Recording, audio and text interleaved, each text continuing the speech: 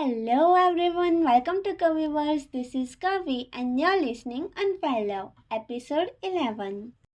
Red मैंसन में अविनाश के एक इशारे पर फायरिंग स्टार्ट हो गई थी, पर मिस एलिन वहीं अपनी कुर्सी पर शांति से बैठी हुई थी। लगातार फायरिंग करने के बावजूद वहां खड़े हुए किसी भी बॉडीगार्ड को कुछ नहीं हो रहा था।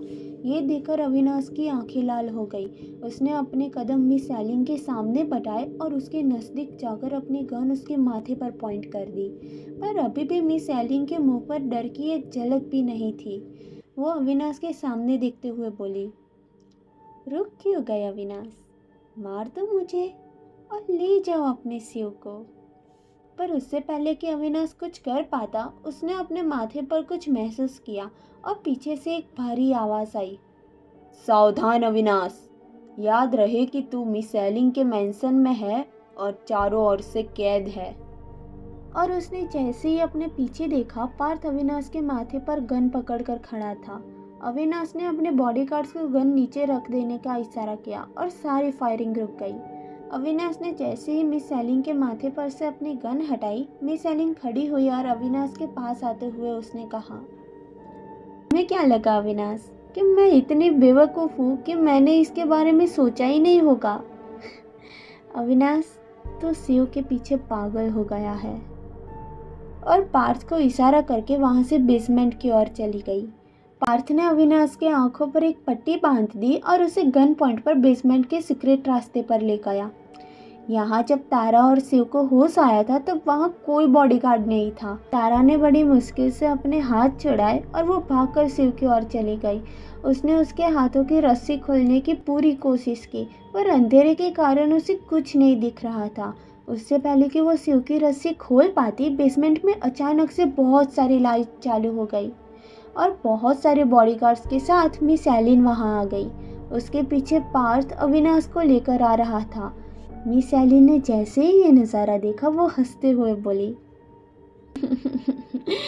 मानना पड़ेगा तारा, इतना ड्रग्स देने के बावजूद भी तुमने अपने आप को छुड़ा लिया। अमेजिंग। ताकत तो है तुम में, पर ताकत के साथ थोड़ी अक्ल भी लगा लेती तो अपने आप को बचाने का सोचती और भाग जाती, ना कि इसे बचाने में अपने आप को भी खतरे में डालती। फिर कुछ सोचते हुए बोली, मैंने भी कभी यही बेवकूफ़ी की थी। यहाँ शिव ने जैसे ही अविनाश को देखा, वो एकदम से बोल उठा, डैड आप यहाँ? दो बॉडीगार्ड तारा के नज़दीक आए और उसे पकड़ के खड़े हो गए।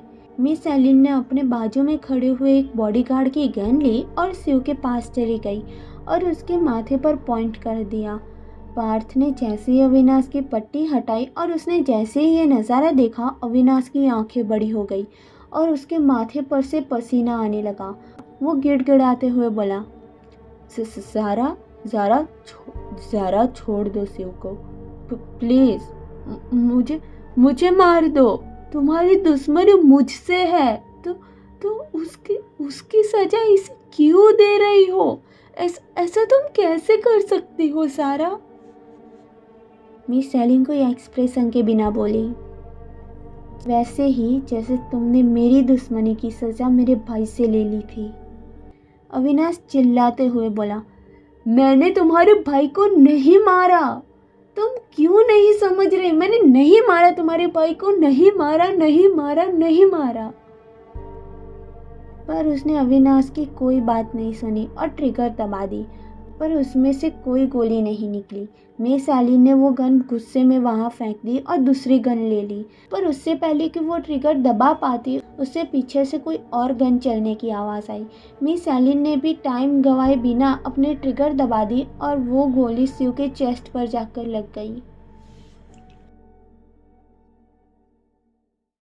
So that's it for today guys. I hope you like it. If you did, don't forget to give it a heart and share it with your friends. Do comment down your opinion about this story. और अगला episode मैं Tuesday को post करूँगी। तब तक के लिए stay tuned in love. I am your one and only Kavi.